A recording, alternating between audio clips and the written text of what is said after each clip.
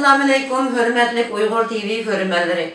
Sağlamlık programımızın bugünkü sanını körüşünlerini kızgın karşı alımız. Ben Uygurzade Şifahanısı'dan Şemsinur Gopur.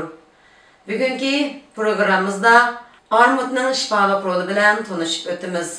Armut, Etirgül ailesideki yopurmak taşlaydıgan oğulluk ösümlüklerinin birisi bulup, bunun meyvesi elips şekilde, yani tohum şekillik buludu.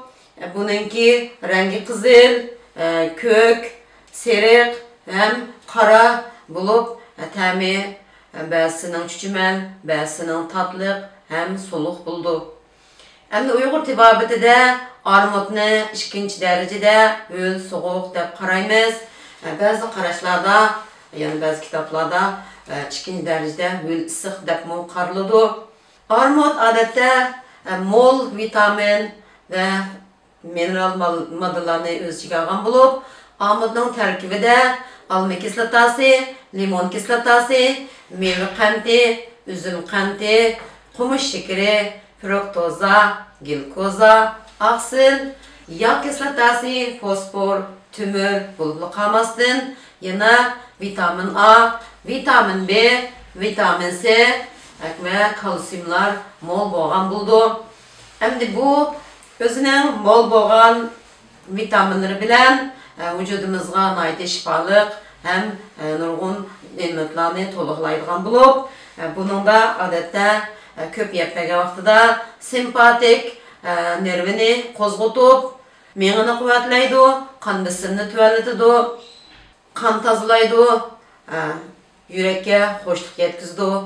Ondan başka xilissiz quruq ısıqni tanışaydı, jügenin hararetini pasaytip, usulukni pasaytidi, yüreknin tizlap ketişini aldını alıdı.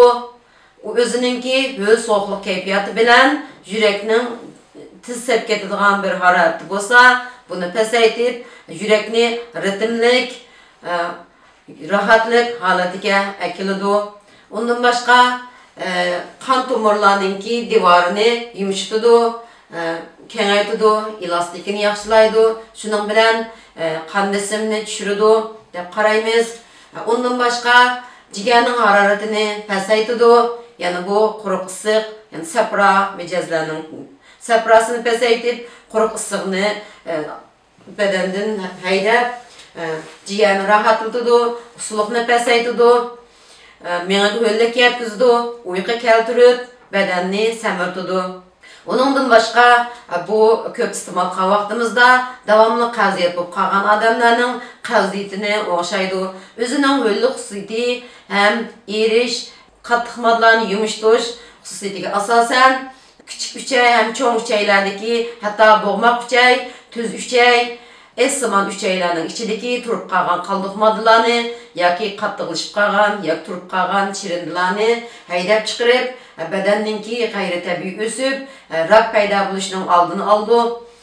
Ondan başka kökrek raki o'xshash kökrekte süt paydo bo'lib qilib, yani sütlarning turib qilib, qattiqlashib qilishidan gayri bo'lib, ya da münek paydo bo'lishining, hatto kökrek raki bo'lishining oldini oladi deb qaraladi.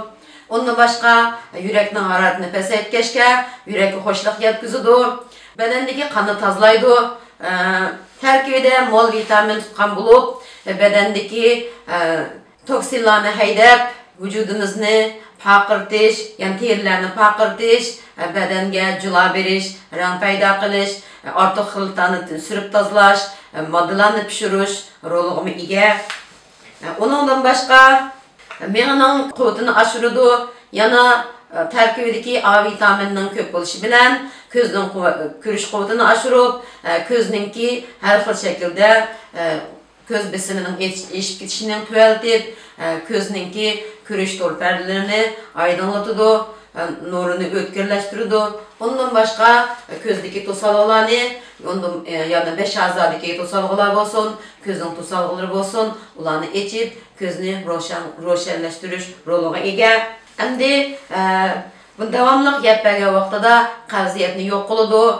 Armutning gülini davamlı muvafiq miqdorda ichib, suv bilan aralashtirib ichib bergan vaqtimizda ko'zning ko'rish quvvatini texmi aşıgılı buludu. Armut, alma, aluca qatarlıqlarını muvafiq miqdarda iste'mol qilib bergan vaqtingizda ussizlikni qandırıdı. B tipliq jigar kasalligimi muvafiq miqdarda iste'mol qilib bergan vaqtida unumi texmi yaxshi bo'ladi deb qaraladi. Endi odatda buni ko'p yegan vaqtimizda badanda o'roqlatadi deb qaraladi. Yana bu badanning ussizligini pasaytadi. Tarkibida lif deb bir modda bo'lg'ashqa ko'p yegan vaqtimizda badanni ochliqdan saqlab, yana badanni to'q tutadigan bir xil xususiyati bo'lg'ashqa ochliq his qilmasdan insonlarni o'roqlatishga foydali deb qaraladi. Yana diyet bilan, yani o'sha pariz bilan o'roqlovchilarningki birdan bir tanlaydigan mevasining birisi bu. Buni muvafiq miqdorda har kuni bir tanadan 3 tanagacha iste'mol qilishga muvaffaq keladi. Buni ko'p iste'mol qilgan vaqtimizda sovuq mizoj kishilarning beshini og'ritib qo'ydi, oshqozonni ojizlashtirib qo'ydi. Endi buni tuzatkichligan vaqtimizda zanjibil bilan badiyan, agar armut topolmasak, uning o'rinbosari biya, olma, neshbut. Buni yana har qanday kishilarning iste'mol qilishiga mos keldi. Faqat sovuq mizojdan boshqalar armutni ko'p iste'mol qilish vücudumuzga foydali hem salomatligimiz uchun rakninki oldini olish, har xil rak hujayralarining ko'payib ketishining, har xil badanimizdagi o'smalarning paydo bo'lishining oldini olishda unumli mevalarning besi deb qaraladi. Bugungi programmamizni ko'rganingizga rahmat. Assalomu alaykum va rahmatulloh.